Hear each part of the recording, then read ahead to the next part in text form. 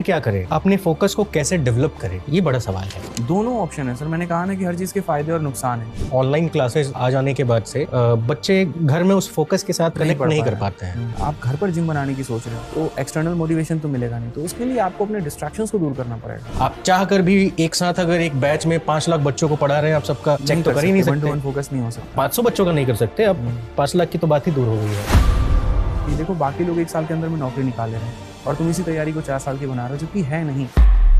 मेरे कुछ जानने वाले लोग हैं जिनके बच्चे हैं ऑनलाइन, तो अब सिर्फ यहीं तक सीमित नहीं है, दूसरी क्लास से भी ऑनलाइन क्लासेस शुरू हो गए हैं। तो जिनके बच्चे दूसरी में, 5वीं में या 6ठी 8वीं में पढ़ रहे हैं, उनकी एक बड़ी चिंता है कि ये जो ऑनलाइन क्लासेस आ जाने के बाद से बच्चे घर में उस फोकस के साथ कनेक्ट नहीं कर पाते हैं, पढ़ नहीं पाते हैं। अब मान लीजिए अगर आप क्लास में पढ़ा रहे हैं और मुझे पढ़ना है, मैं किसी एक सब्जेक्ट में वीक हूँ, तो जाहिर सी चीज़ है मैं किसी और को देखूंगा तो एक लगेगा कि नहीं यार, मुझे मेहनत करनी है, मुझे पहुंचना है, क्योंकि डे टू डे चेक हो रहा है ना।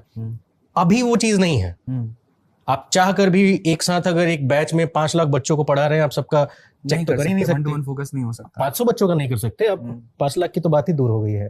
तो इसमें मतलब समझने के लिए आज से कि छात्र क्या करे, अपने फोकस को कैसे डेवलप करे, ये बड़ा सवाल है। दोनों ऑप्शन है सर। मैंने कहा ना कि हर चीज़ के फायदे और नुकसान है। अगर आप ये देखोगे कि कंटेंट के पॉइंट ऑफ व्यू से क्या क्या मिल रहा है, तो ऑनलाइन से बेहतर कुछ भी नहीं है। आप सुरक्षित हैं, सेफ हैं, अपने घर पर हैं, घर से बैठ के आपको जितने लेक्चर्स पढ़ने आप पढ़ रहे हैं, मल्टीपल चीज़ें आपको बहुत कम फीस में मिल रही है। लेकिन जो दूसरी बात आती है वो आ जाती है फोकस की, जो आपने कही, बस कमी वही है। ठीक है, आप घर पर जिम बनाने की सोच रहे हो तो एक्सटर्नल मोटिवेशन तो मिलेगा नहीं, तो उसके लिए आपको अपने डिस्ट्रैक्शंस को दूर करना पड़ेगा। आप ये देखो, आपका फोकस किन वजहों से नहीं बन पा रहा है।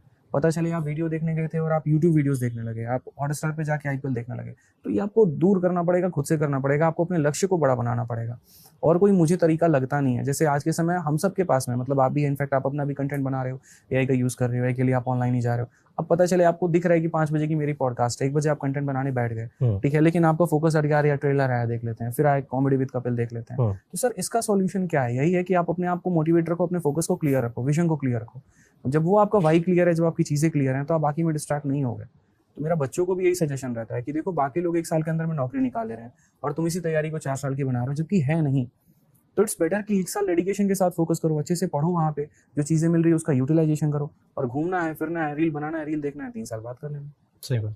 तो मेरा तो यही रहता है सर, मेरे पास में जो वेपन है वो मेरा मोटिवेशन है, जो मैं क्लासेस में इम्पार्ट कर सकता हूँ, और उसके माध्यम से जितना हो सकता है उनके लक्ष्य के लिए मैं खींचता लेके जाता हूँ। ठीक है, तो ये मैं कर सकता हूँ अपने क्लास के अंदर में। बाकी मेरे साथ वो सिर्फ 21 घंटा है, 1 घंटा है, और बाकी 30 घंटा तो अपने पेरेंट्स और बाकी लोगों के साथ है। तो थोड़ी ये पेरेंट्स की भी रिस्पॉन्सिबिलिटी बन जाती है कि अगर कुछ ऐसा कहीं पर बच्चा टाइम वेस्ट कर रहा है तो उसको बैठ करके समझा दिया, बता दिया उसको, अच्छे गलत सबका उसको बताया कि क्या गड़बड़ है, कहाँ तुम अपना टाइम वेस्ट कर रहे हो, क्यों तुम्हें नहीं करना चाहिए, तो उससे थोड़ा सा और चीज़ें अच्छी हो सकती है। कॉलेज के टाइम पे मेरा इतना रील देखने का आदत लग गया था, सिलेबस सामने पड़ा हुआ है और मैं वीडियो देखे जा रहा हूँ, ठीक है, लेकिन वो महसूस भी नहीं होता यार, वो एक नशा सा लग जाता है, देखते रहो देखते रहो देखते रहो देखते रहो। और आज ये मैं उस समय ऐसा बंदा था, मतलब हैरी पॉटर की सीरीज आई थी और मेरी दीदी मतलब उसमें थी, गलगोटिया में थी, और कंप्यूटर सीएस में वो एमटेक कर रही थी। गलगोटिया के नाम पे हंसी छूट जा रही है आजकल। गलगोटिया के नाम पे हंसी छूट जा रही है। तो उसमें वहां से एमटेक कर रही थी, तो उनके लैपटॉप में काफी सारा मतलब हैरी पॉटर का सीरीज था और मूवीज भी थे। तो मैं इतना एकदम एडिक्ट हो चुका था उसके लिए कि लगातार 3-3 दिन 4-4 दिन तक जो हम देख रहे हैं कमरा बंद करके, और उसके मेरे को एक मंत्र याद हो चुके हैं। तो मुझे लग रहा था अगला मंत्र अब मैं बोलूंगा ना तो देखना वहां सांप आ जाएगा, ऐसा वाला। ठीक है, बट वो बाद में फील हुआ कि क्या कर रहे हैं यार, मतलब टाइम ही तो वेस्ट कर रहे हैं। क्योंकि जब मैं कॉलेज जा रहा हूँ वहां पर देख रहा हूँ लोग ड्रामेटिक सोसाइटी में बहुत अच्छा कर रहे हैं, नुक्कड़ नाटक में बहुत अच्छा कर रहे हैं, डिबेट वाले में वो बहुत अच्छा कर रहे हैं, और मैं क्या कर रहा हूँ, रूम पे पड़ा हूँ, मूवी देख रहा हूँ। ठीक है, तो फिर वहां से थोड़ा सा मैंने चेंज करने की कोशिश की अपने आप को कि नहीं यार बेहतर करता हूँ। तो सर उसके लिए क्यों बोलने नहीं जाएगा, माँ बाप तो ये आस में सोचे मेरा बेटा गया बाहर पढ़ रहा है, फ्लैट दिला दिए हैं, पंखा लगवा दिए हैं, गद्दा खरीद दिए हैं, और खाने के लिए चावल भेज ही देते हैं, सामान खरीद के अपना बना लेता है, तो उनको तो यही लगेगा पढ़ रहा है। अब हमें पता है ना कि हम पढ़ रहे हैं कि क्या कर रहे हैं।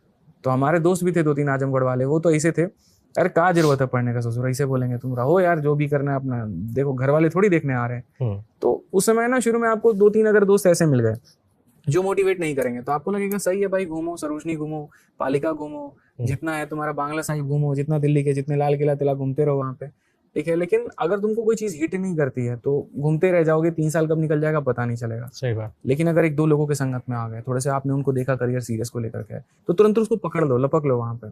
मेरी बड़ी अच्छी आदत है कि अगर कोई बच्चा, मैं अगर डिमोटिवेट हो रहा हूँ या मैं खराब हो रहा हूँ, टाइम वेस्ट कर रहा हूँ, तो मैं देखूंगा इंटेलिजेंट बच्चा कौन है, जैसे तैसे करते करते करते करते उसका हाथ पकड़ लो या दोस्ती कर लो, ठीक है। और उस तरीके से फिर दोस्ती करने के बाद में तब साथ में मिलकर के पढ़ाई शुरू। लाइब्रेरी जाना मैं कभी अकेले जा ही नहीं पाया, मुझे हमेशा कोई चाहिए था कि तुम साथ में चलो लाइब्रेरी तो हम पढ़ पाएंगे। तो फर्स्ट ईयर तो मेरा ऐसे निकल गया, पॉलिटिक्स में, घूमने में, मूवी वूवी में।